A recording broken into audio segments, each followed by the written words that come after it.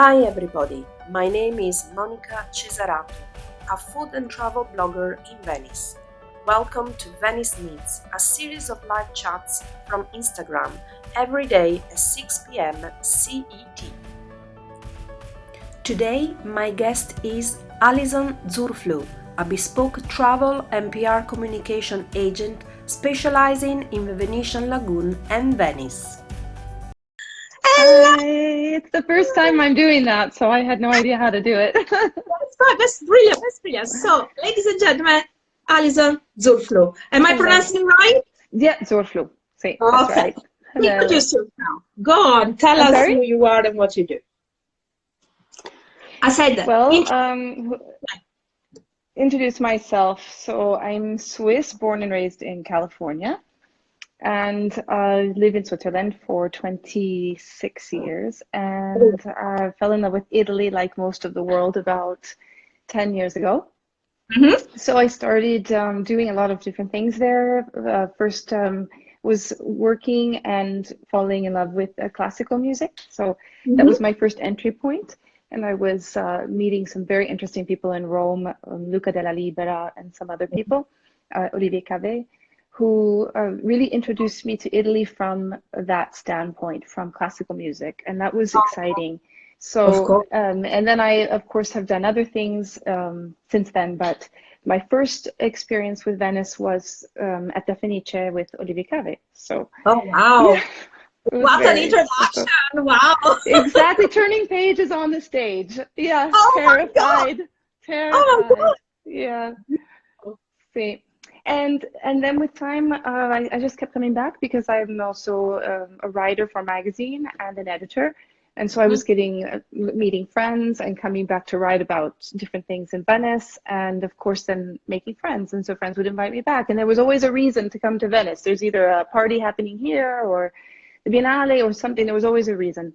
And I just kept coming back. And as Venice, all of the great writers will tell you, they just kind of, Venice just calls to who it will call. And I have no really idea why. I just couldn't stay away. And then I started to do some communication, notably in the lagoon, also some palazzi in Venice, and found my place a little bit up in the lagoon.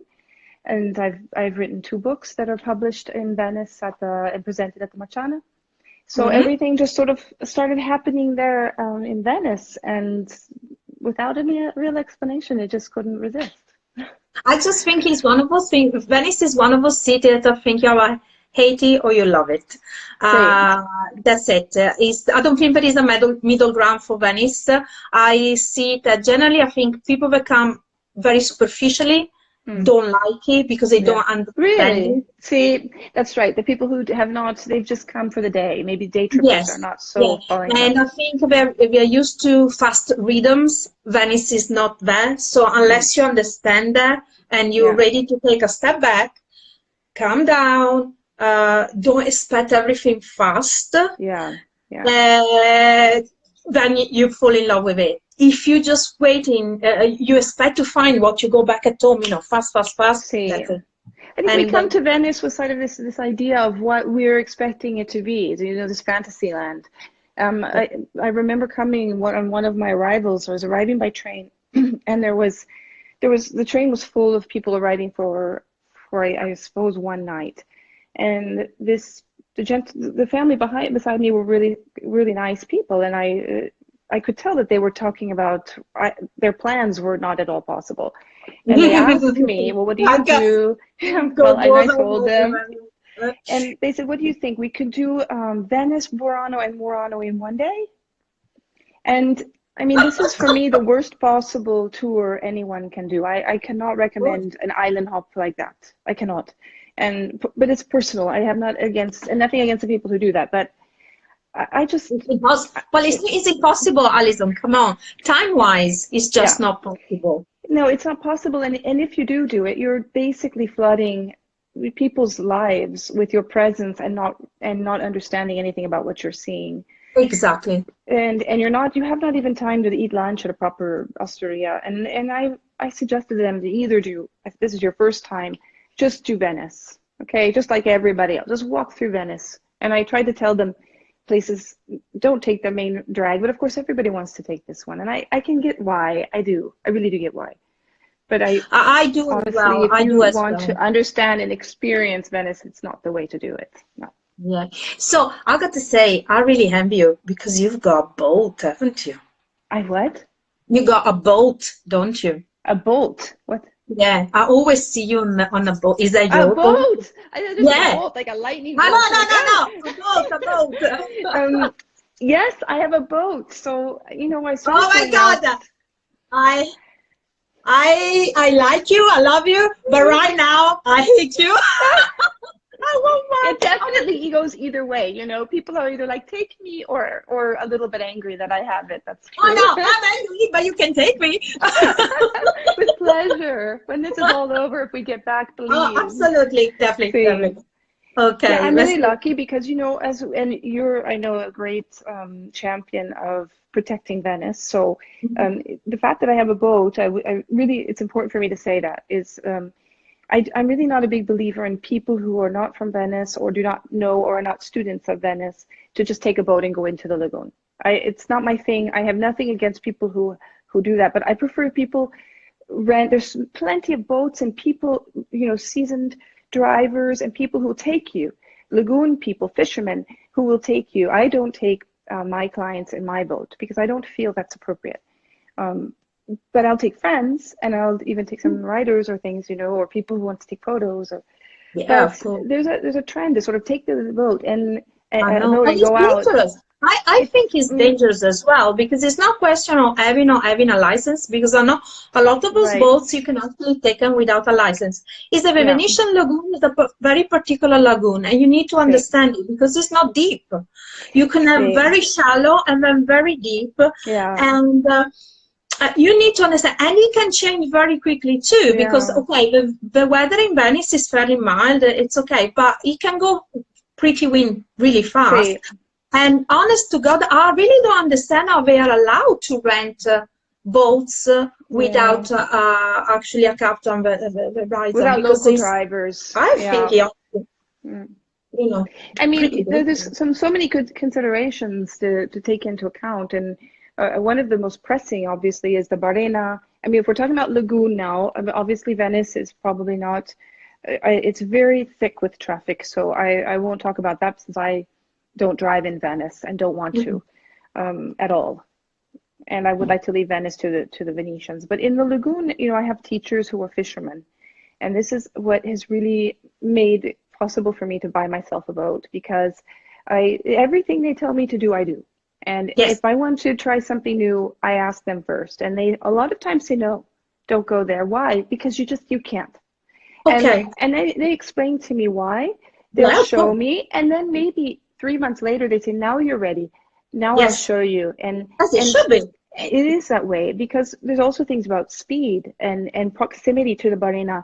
And even if you're going a very slow speed and you're with a lagoon boat, if you're too close to the Barena, if you watch, it makes a small wave and it sort of bathes the side of the Barena. Every time we bathe the Barena, it's falling off a little bit. It's Of course, eroding. This is the of erosion. course. And so we're destroying what we love. So Yeah. it's this has always got me a little bit tense. Even I'm going a lot out to Santa Cristina, Isola Santa Cristina. I work for this island a lot of the time, and I really love this place. But even when I go, I tell myself I'm stressed about going too fast and always watching. Or am I making too many waves? I am making waves inevitably. Yeah, yeah, of So course. it's Well, you need to important. start rowing. You need to start Yes. going rowing. Yes, that's That's what what I'm you need to doing. do. This summer I have it in my head. But it's so hard to do. The only person I rode with are my Buranello friends, the guys. And of course they're like going ahead and my row is Because just falling into the water behind like an idiot. no. Okay, you should join one of the clubs in the city. I mean, Luisella, for example, she does rowing as well. You Is could this Row do row. Venice? Is this Row No, Venice? no, I don't know if Luisella. Luisella, tell us which rowing club if you got a chance. I know you can do it Roy Venice, but you can join any of the clubs. I mean, there's No, so many. I've been invited also by my friends in Burano, so I would be more than happy to do it there. But I'm a Yeah, little sure. bit embarrassed to go. The women in Burano were also so generous and sweet. They invited me to come with them, and I just told them, I feel terrible going with you guys. I'm going to slow you down. I'm going to be a thorn in your side. I'm going to be a weight on your no, but the first time they're gonna take you out, you go out with somebody who teaches you and they give you the time to learn. Come on, they'll treat you like a child. Just like, oh my god, That's I really usually want to do this. This is my next plan, because also at the island they have a boat. Renee has a boat, and I'd like to give that a try. See how much I can do that. Yeah, because it's the best boat for the lagoon, isn't it? It's the best. Yeah, because I saw when Luisella started, I remember she was a bit, and then she got so excited. And now she's got her own boat. I don't know what type of boat. I think it's a sailing boat. But I got loads of friends that do it. My cooking partner Arianna, she learned about, I think it's 2 years ago now. She learned on the Riviera del Brenta, and within 2 years now they do all the races in, and she told me it's actually not that hard. She told me if you got a good teacher patient, you can probably do it with 3 or 4 outings. You can understand how to do it. It just falls, it's all about the timing apparently, it's if the front guy, he sets the time, and the back guy is steering. Excuse if any rowers are listening. Maybe mi dispiace. You lose your internet is going. Your internet is a bit dodgy. Is it? Is it better now or no? Yeah. Okay. Yes. Because every so often you go. I should stop running. So you have to keep it with the rhythm, and if you're not exactly in the rhythm, your oar falls into the water off of the forcola. Yeah, of course. Which is, of course, what happens to me. But I have courage, and I still want to learn, no matter what. You should. Then you will be a real Burano woman. Oh, my God. Poor Burano. Oh, my God. They'll be so happy. Listen, what are you missing of Venice right now? Because I know what I'm missing. Because, I live, right now, I live like 6 miles away, and they feel like 100,000. Yes, because you're always in the city, and I see you now walking, taking your walk of your dog. In the morning, a couple of days ago, in the morning, I heard sirens, and it was not even a siren, like a horn. That's usually, ciao Marisa, that's a horn that they usually use when there is a cruise ship in town. So it wasn't obviously a cruise ship, but it probably was one of the petrol, the oil tank and stuff like that. And I've heard it, because of course there is no traffic now, so the sounds arrive, and I went like, gee, I know. I want some food, I want some gigetti, I want some ombre, I want to go and see my friends. Oh my God. What are you actually missing? So the sound of the Burano accent is the thing I miss the most. I miss arriving and hearing them call my name and say it with their particular accent. Of course, I'm always there. So, and there's quite a difference between even Mazzorbo and Burano and Venice. Of course. And for me, it's the Buranetto accent that just. You're gonna gain. And also going. Walking through the piazza at 5:30. Oh, are we okay? You keep coming and going. I never understand because my line. With my other phone, I have a 3G connection. Should I change? Oh, if you can, if you don't mind, if it's okay. So sure. I'll log you off and you join me again, yes? Yes. Okay. Okay, I'll log you off for a second. Okay. Okay, all right. So in the meantime, while Alison is coming back with a proper connection, I have got to answer somebody else's a question that was made to me this morning. Somebody asked me where the lions of Venice come from. So let's clarify something. If we're talking about the symbol, it's not actually a lion, it's a chimera because it's got wings, and that comes from, it is the symbol of St. Mark's. Okay, if this person, that I'm not so sure, was referring to the lion that we see in the depicted everywhere, they are from the symbols. They don't always have the wings, I noticed. So, we will ask properly to Luisella on Sunday when she joins us, because she's my historian. She's the tour guide that we should ask these questions. So For now, just let you know that it is from St. Mark's, and then later on I'll tell you why.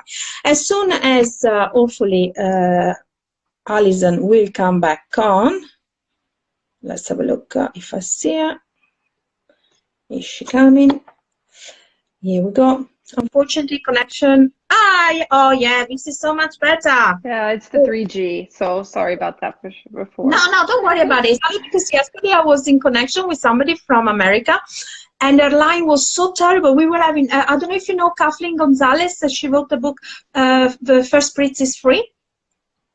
No, I don't know. Oh, you're gonna have to get that book. It's really good because it's a collection of essay from a lot of people from Venice, me, Marisa, Luisella, and some others, and lovers of Venice. So it's a beautiful book. I will have to.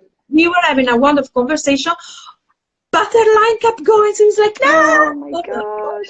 And it was upsetting because actually we were talking about really interesting thing. We talked about the quarantine, of course, but it was more about Venice and stuff. So, you know. Yeah. So you were saying, yes, you miss the accent. So the sound of the accent, sound of the Buranello accent, of course, is for me the best thing there is. And then 5:30, you walk through the piazza of Burano, and there's just all the old guys and all the young guys and all the sweet moms and all the kids, and you know, everyone's together. Everyone. What's so particular and fabulous about Burano is you have everybody together. Yeah. And everybody wants everybody else there. You know, if you're missing, you're missing. You know, it's not because you're 93 or you're 5 that you don't have your place right there. And I just love that feeling of going to Laguna Bar, which is my favorite place in terms of bars, and just they're all there. You know, and the thing that's really particular about Burano is you know, I like to go out and do stuff. So I'm maybe just a little, I have my boat, and I'm kind of adventurous. And I could never have that boat and feel good about it without my Burano community. And I rely heavily on their advice, and I follow their commands to the letter. And, you know, what I love about them is none of them ever said, you know, you can't do that, or what are you doing? Instead, they would be like, so how'd it go today? Yes. You know, or what are you doing about the fact that, you know, it's 50 centimeters below sea level, and then they give you a hand. They teach you something. They make you learn. They let you learn that. And they don't make you feel stupid, but they try. If something that you shouldn't be doing, they try to explain you why it shouldn't be done.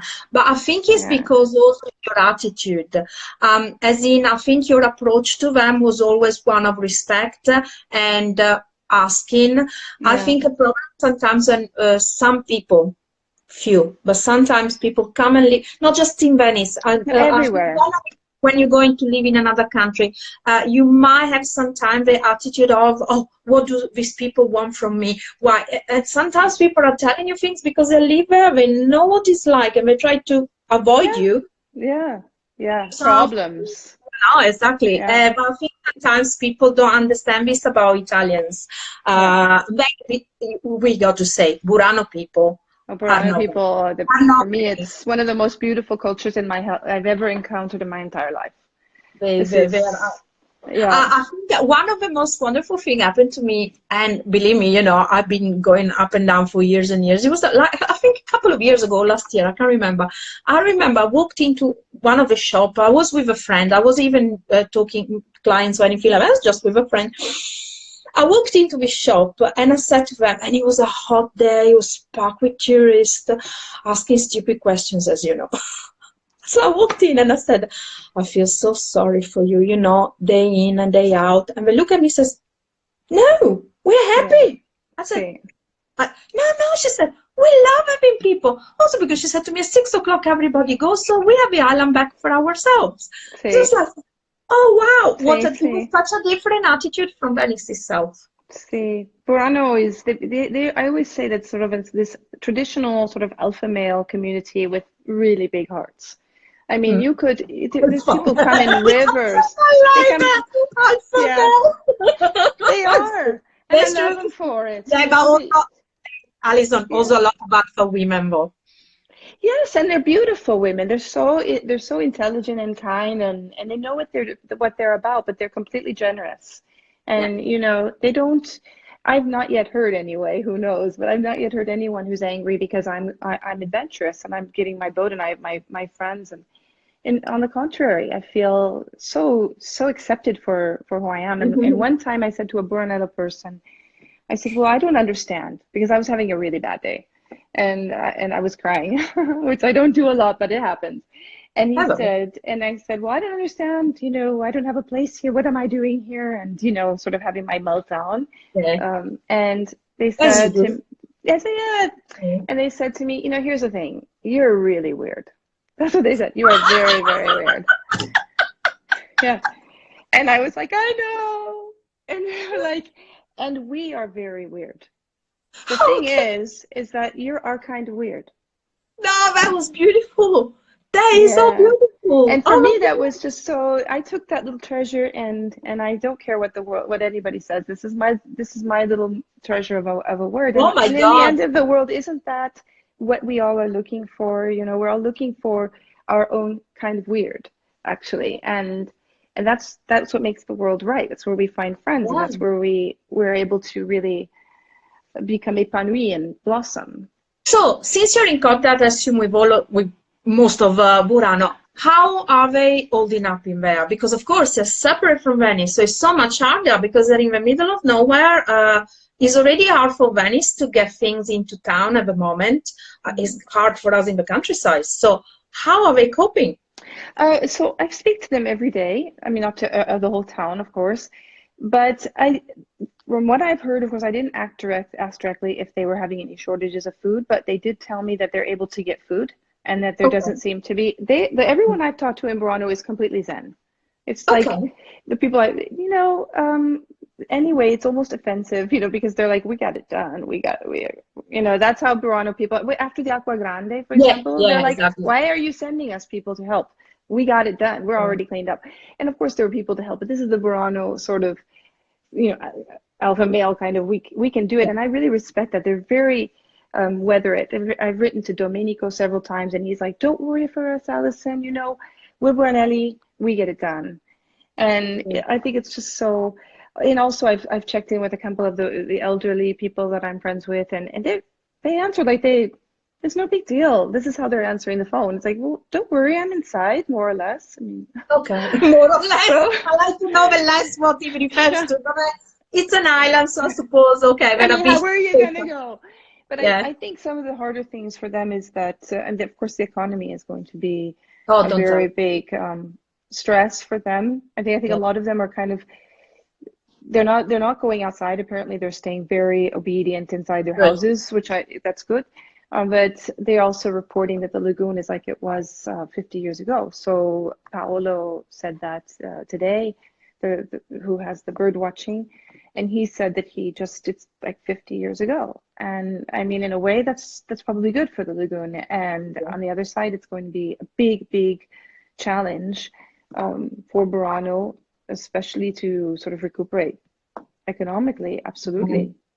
Yeah. Well, I was trying to say, just 10 minutes before we came online, I received another cancellation because for the people that follow you and don't know me, I do food tours and I do cooking classes in Venice and I write about food in Venice and so on. But so I received a cancellation. She's a lovely lady that she already took my tour and stuff. And I said to her, look, can I ask you a favor? I will happily refund you, but can I postpone instead of canceling? And it's what I'm going to ask everybody to do, not just with me, with everybody is possible, because unless you're really sure that you're never going to come back to Venice. But if you're somebody that you know one way or another, you will come back sooner or later, rather than canceling your booking with your hotel, with your tour, you know, with a tour, with your experience, whatever, just postpone it. So, you know, we don't, you know, it feels better. That would be ideal. Yeah, it would be ideal. Well, it feels good because you think, okay, all right, I'll just move the booking, and also financially it helps a little bit. And I keep saying, I said it yesterday as well, wherever possible, if people can, not just in Italy, but all over the world now, to buy online from art. Handmade. Yes, there's so many beautiful things, and also in Burano, things you wouldn't expect. There's so many, and in the lagoon in general, there's so many beautiful things out there that I think people are not quite aware of, that I you know. could do So to support. I usually ask my guests to have something made on them. What have you got? Or did you remember? Yes, I mean, I Oh, honestly only put my info. I didn't know really what you mean to be making about myself. I meant as long as it's handmade by somebody. It doesn't have to be an Italian made in Italy. It can be even a Swiss. It can be a piece of chocolate from Switzerland from a lovely shop. Is that what you mean? Oh, something that I made myself. No, oh well, if you got something you made yourself. No, it's only because can you see, like I'm wearing the earrings by Papero Al by Stefano. So if you want, Oh, okay. So just to okay. promote with every guest I Yes, have. I have something. Wait, right Okay, there. you go, you go. In the I'm meantime, we coming. look I'm coming beautiful right Swiss. back. Okay. In the meantime. So these are the earrings that Stefania from Papero Owl in Venice. As you can see our website. If you need information, just send me a DM and then I'll tell you where you can find it. So what have you got for us? Okay, so we have on Burano, these are made in Burano. These are Lovely. glass candies, of course, and Yes. they're made inside the right there for you to look at. He's making them as you watch. Yeah, So it's a last bead. time, Is a lamp bead worker. Yes. so it's glass. See, lamp bead. It's blown glass. It's this See, one. see, see, What do it's you mean called by lamp lamp? bead. It's Okay, lamp bead. It's okay. called lamp bead. Yeah, lamp bead work. Yes. Oh, they're beautiful. Okay. So these are some of the ones. What is it? I have to look up what's wait, I can tell you the name of it immediately because what's really interesting about them is they make it in Burano, Uh-huh. and which I just Artistico Bonbon. Okay. I don't know Okay. if you see that. No, we can see, but Okay. artistico bonbon. Vabbè, cute. I Artistico like it. Bonbon. See, and then there's another one, Taglia Pietra in the piazza that they make these with gold leaf Oh, as yes. well. I don't believe they're Beautiful. made on Burano, but Mhm. she's the artist, and they're from Burano. Those are the two that I know. But the one, if you really want to see the Buranelli actually making, which I think is really, really cute, is this Artistico Bonbon. And you can walk in and you can be like, well, I'd really like, black and white. I'd like 20. And they'll tell you as soon as they can have it made for you. And they're very popular with the French as well, who go in and they buy these little candies that are rectangular where you can put your knife right on it and Oh, at the oh, table. So when you have a table setting, you just put your knife on yeah, like a yeah, knife holder. yeah. I think the guys at the Osteria, I don't know if they're still doing it this year, but last year the guys at the Osteria al Museo, they had that. I remember. In fact, I didn't know Yeah, where, they probably got it from there, I would have that's thought. all But there. Yeah, they have a great selection and they're super cute and super cool. So that's something that you can buy and you can probably, I know that they send. So you could Mhm. actually write to them on Instagram. They're responsive and they could probably whip it up for you. Good. And then another thing that they do in Burano is they do lovely the bussola that are fantastic, that I'm pretty sure Palmisano sells online. Oh, you're gonna gain. Here she goes. You're gonna gain, Alison. Okay, I gonna remove you, and then you can join me again. You there? Your line is gone. Sorry, guys. Can you still see me? Hold on just a second. There we go. She left, and I gonna try to invite her again. Yeah, I think Palmisano is. Oh, tranquilla. I'm gonna invite you again. Go live. There we go. And she should be in. Unfortunately, internet, guys, is this way. Hi. It's like we're all surcharged. I heard that there's like 5 or 6 times more Yeah. internet right now Yeah, usage. a friend said today that by the end of his quarantine, we would have blown out internet, most probably. We're just, oh my And I'm gosh. so glad because 4 or 5 years ago, we actually got satellite internet. I don't have a normal cable and stuff like that. So it's a service that not a lot of people have. So far, so good. So good. Yeah. Yeah. So, Monica, if you don't mind, I just show one more thing actually. And yeah, this is not Burano, but this is my children's book. if you are interested in reading to your Yeah, we kids. see it on the other way. Can you read us what it says? Because we see opposite way. So it says Leah leaves the library. So All right, yes. it's published in Venice, and you can buy it in Realize it was French, English, you. Italian, or German on Amazon. Okay. And the next sequel is coming up at the beginning of next year, which will be Leah Goes to the Lagoon. So Oh, that's a little nice. teaser for you. Oh, and Marisa, if you're still there, correct me if I'm wrong, but I'm pretty sure that I first saw Bespoke at Marisa's shop years ago when it first came. It was in like 2000, yeah, probably because she was there. So it could have been 2017, Marisa, I think it Yeah, was. I think it is. Yeah, and because I remember her showing me, says, "Oh, look, this lovely book." But oh, this didn't realize it was you. My God, the world is small. That's me. That's me. And there's a little Instagram account that's just a simple little thing. Sometimes I try and put some things about the lagoon. And in this book, we hear it's about Leah, who's a book. She's a story who lives in the Marciana, and she becomes a little girl, and she goes out to see the world, which she wants to see the world. She wants to get out, like all of us want to get out. She just right now, wants to get out, and she does. And inside the book, during the story, at the end of the book, it's at her end of her life. You'll see, but during the middle of the story, we don't know. We know some things, but we don't know a lot about her story without giving away the details. Okay. And so this book will start there when she's about 22 or something, and we're going to find out what happened there in the middle. Beautiful. And it's going to link the lagoon with Venice, which I think you would appreciate, because it's really important to link lagoon and Venice, right? People should understand. That's something that's the main problem. Sometimes people don't really understand how big of a lagoon is and the importance. Venice is not just a city, it's all linked together, and without the lagoon you wouldn't have Venice. But at the same time, Venice is very important, because right now we destroying the lagoon, but let's say the lagoon taking its importance back with the Acqua Alta. One thing I wanted to ask you, so you're in Switzerland, how is it going on now there? At what stage of the quarantine are you? Because now we're seeing. Unfortunately, I hate to say it, and I really love my country, so I have nothing to criticize, but I will say that my country is not being, unfortunately, as transparent as Italy has been. And I can say that I was really impressed with our government for really trying to keep the border open, because we in Switzerland love our Italian neighbors really, really a lot. One of our official languages is Italian, as you know, and we love you very much. But Switzerland is not testing under 65 years of age. So if you become ill and you go to the hospital, they do not test you for coronavirus. And you could be spreading it everywhere. You could be also dying, and they won't. It's not necessary. It's not for sure that they will test you. It's only in very specific cases. And so under 65 they don't, which is a little bit, cannot give the proper numbers. So we cannot really tell you what the real numbers are. We can tell you a lot of numbers, but that doesn't mean that they're real numbers.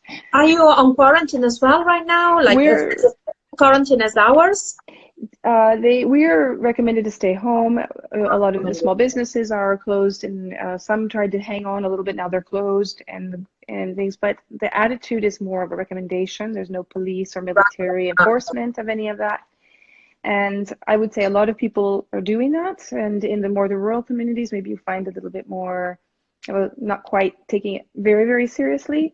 But I think that's starting to go better now. People are slowly trying, understanding what this means. I'm very surprised, because I would have thought from, we always have this impression of Switzerland to be so well organized, so forward compared to Italy, and so clean, so neat, and it's like the dream for Italians. Switzerland, and all of a sudden to hear this, wow, that's how I feel. Wow. And you live there, so obviously you're talking like somebody live there. It's not like reading it and hearing bits. No, I'm here. And I'm really happy the government is trying to help everyone. I think I'm going to fall through a loophole. We'll see. I've filled out the form. I don't know how that's going to go, so I won't say anything, because I'm confused also in my own mind as to if I'm eligible or not. Wow. yeah, it's not sure. And so, you know, I feel I relate honestly a lot with you there in Italy. I'm kind of more in your situation. And however, for the hospitals, it's not clear. It's not so clear what's happening. I mean, I know that they're trying to be very organized. We have a lot of nice interviews, and you know, it's very swift, it's very quiet, it's very Yeah. it's very, you know, whoever's the PR of this thing is amazing because Mhm. they're handling it like a perfect PR thing. But you know, I know PR quite well, as I think you do, Mhm. and I see through that, and it doesn't feel a very. Mm. I mean, we went into our grocery stores. That was great. They're disinfecting everything as you walk in. All of Mm. those things are really great. But the fact that we don't have accurate numbers is disturbing for me. Yeah, I think of a problem as well. I mean,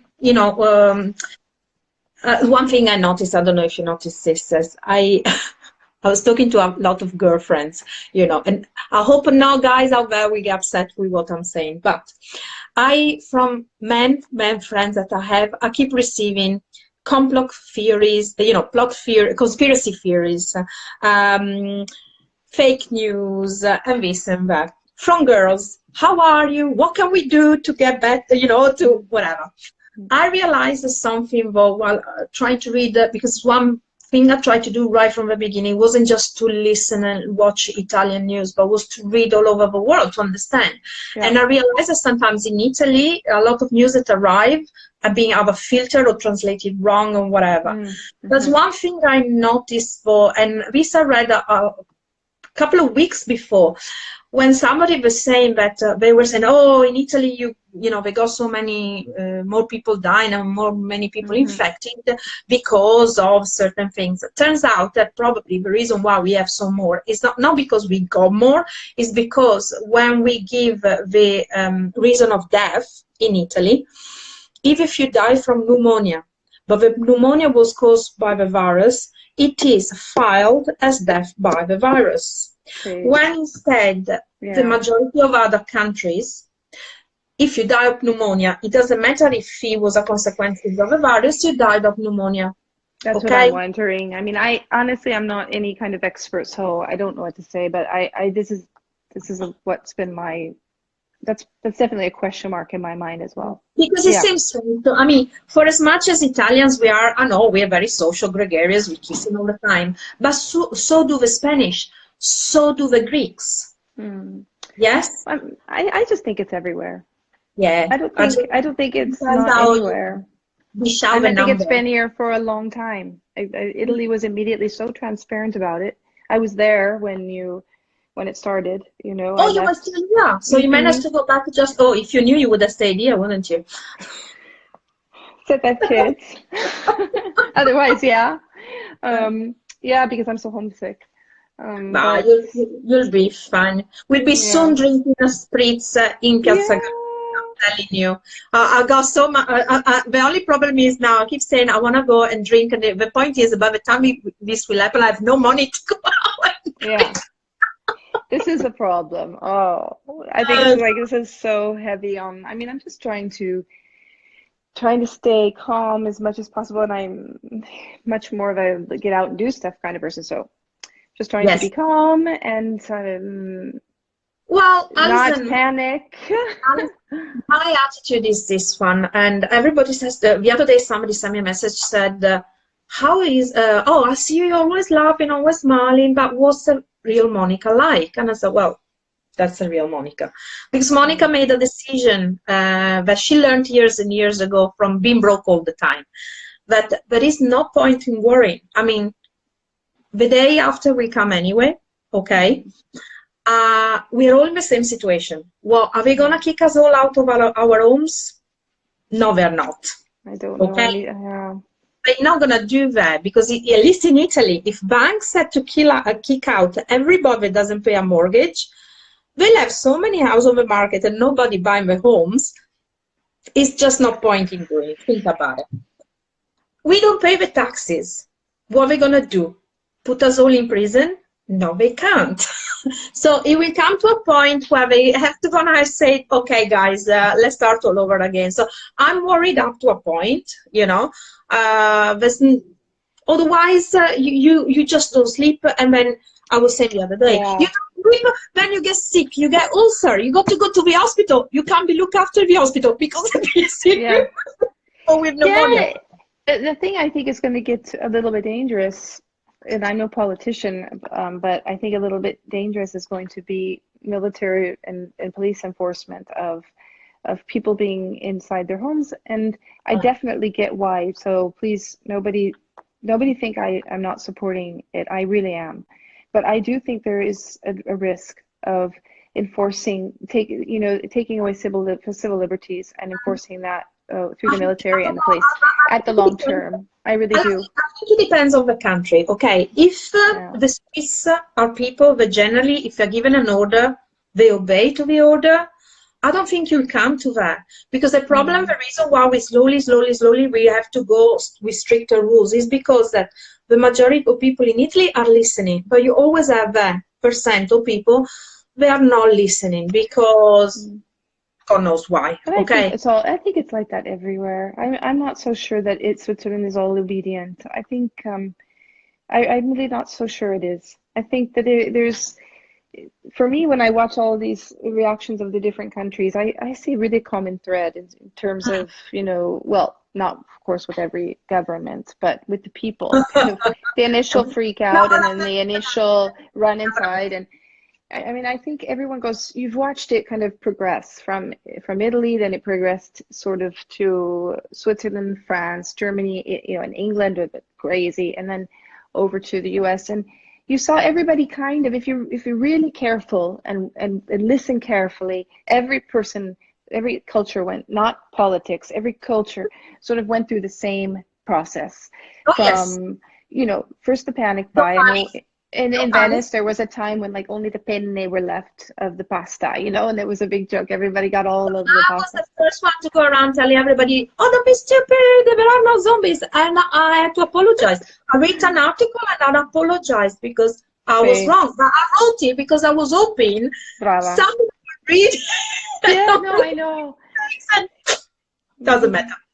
And now we're all inside and we're trying to be, but I think the next phase is going to be when this can't go on forever. I think that's the next phase, and it's going to have to be addressed, and it's going to have to be addressed with someone very intelligent. The good news is that, for example, in the town in Veneto, where they did go, I think it's 2-3 weeks, total lockdown, as in total lockdown, and people listen, and they really did listen. Yeah. That's it. They have no more cases. They're clear.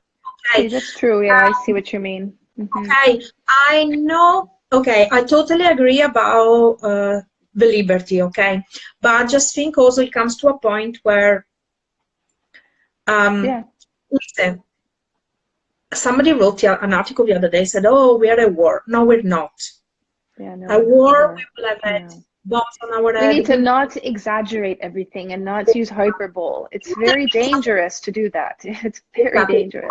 Chatting on the phone, we wouldn't have internet and stuff. So to stay home right now is the best thing we can do, not just for ourselves, but for our children, our relatives, our friends. Okay, it's a sacrifice right now that we have to pay.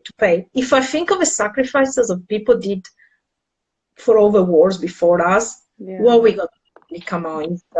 And anyway, for us, the writers, it's their life.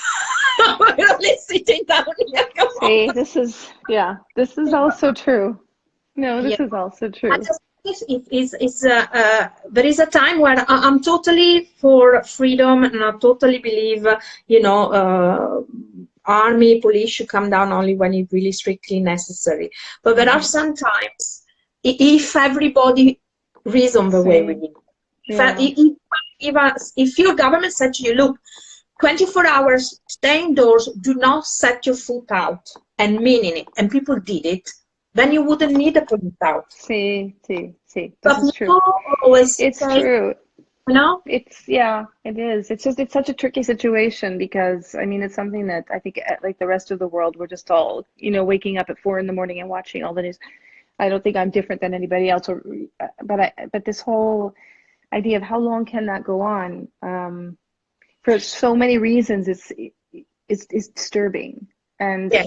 and it's a really difficult argument, which is why I'm hesitant to give, my fix all, because it's really complicated too, because you've got to be careful now to end this disaster, and at the same time you cannot do this indefinitely, and you certainly cannot do it under military control forever, which is even more for me detrimental than just doing it.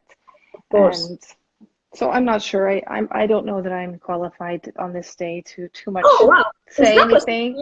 Also because I'm upset a little bit, like everybody else. I'm exhausted by just thinking about it. Qualified because we go experts that is, we have a right to, to say how we feel. For my part, what I'm trying to do is I'm not looking back. I'm not looking forward, and I take every day as it is. I give myself a routine. Okay, I pretend I'm working even if I'm not. So still right, I do these things for free, whatever, because it still gives me a purpose. Okay. See, now this is so important. We have to do things. Okay. Yes, my daughter, she's juriste, and she today, I won't say her name because she'll be mortified that I'm saying this, but she helped somebody out with like legal advice for dogs. And I thought that was so cute. It's like, she's like, I can do that. And I thought this was really cute because, you do what you can, and it's not real. Nobody who's listening, it wasn't like formal anything, but it was just like advice, or let me look at that for you. Let me have a look at that. Let me give that a try for you. You want to bounce an idea off me? I'm right here. And I think all of those things are really important right now, because I was like really down in the dumps about a week ago, and someone called me from Burano and was like, okay, I'm just going to give it to you straight. We're all going to rise, and we're going to rise together. You're not alone. I'm not alone. He's not alone. She's not alone. We're going to rise together. And I had no idea what that's going to mean, but it meant the world to me, because I was not feeling alone and isolated from the place I love, where I love to be and I love to be part. Oh, well, and I came to one talking with Omena, with other friends, because right from the start, I made sure I always love talking on the phone rather than writing or messages. For me, this is like, thank you. I was right all along. But one thing I came to realize when I speak to the girls and stuff is that most likely the majority of us are not going to be able to go back and do what we were doing before, or at least not as much or in the same way. Okay? Right. But that doesn't mean it's a bad thing, okay? What we've been doing all these years, we have got so much experience in doing things. That doesn't mean we can change and, apply what we have learned to do something else. I just think that when this comes out, when this will finish, and it will eventually finish, everybody's got to look a bit inside and think, okay, what I was doing, is it something I can carry on doing? Can I carry on doing it in the same way? Can I improve it? Can I do it in a much better way? I don't know. For me, I know it's not going to be easy to go back. I'm probably not going to go back and doing tours, because, or at least for another year or so. But I know I can do other things. So, the same PR, of course, there's going to be so much need for PR after this. One thing I realized, not a lot of companies are active, and they should be. Just because you're closed, that doesn't mean you got to disappear from sight. You should show yourself. I think some people are worried about just the way it will be perceived, because there's really a division between, I don't know how you feel, but I'm divided about that, because when you see, I see maybe someone talking about, what we're doing in, let's say, in Venice or whatever, it can also feel like, okay, everybody's locked in their houses, and how are you?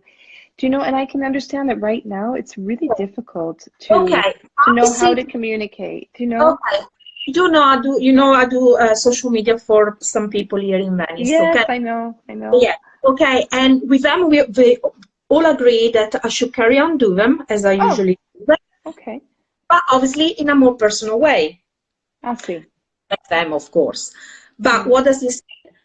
We talk about the viruses there. We talk about that they're closed in, but their businesses they're trying to keep alive, because that means people know that they are thinking in a positive way, you know. A forward-thinking way, yeah, absolutely. I see that.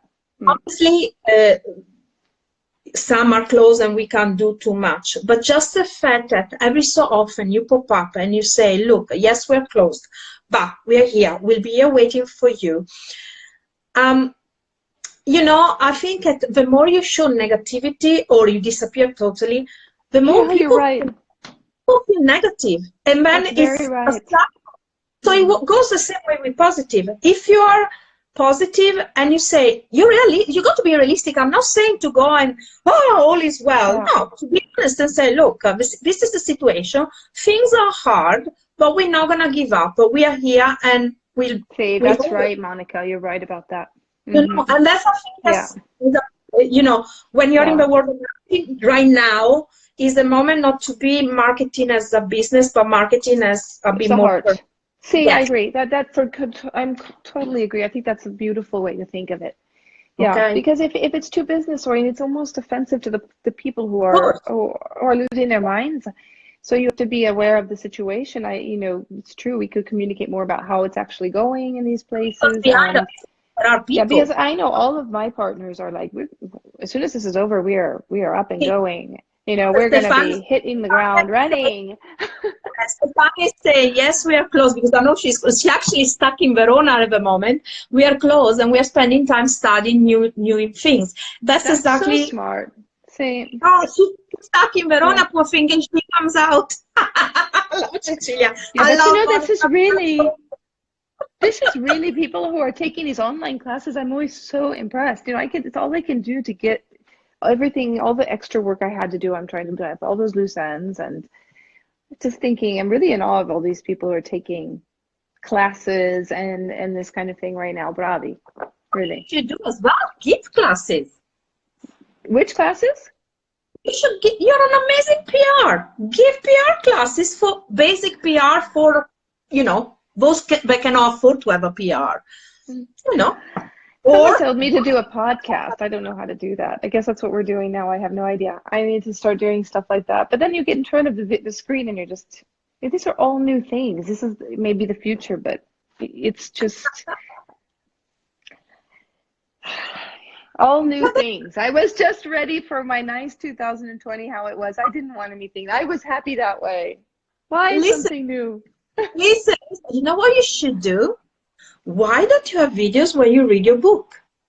I've prepared that. I'm going to do that for Leah, for sure.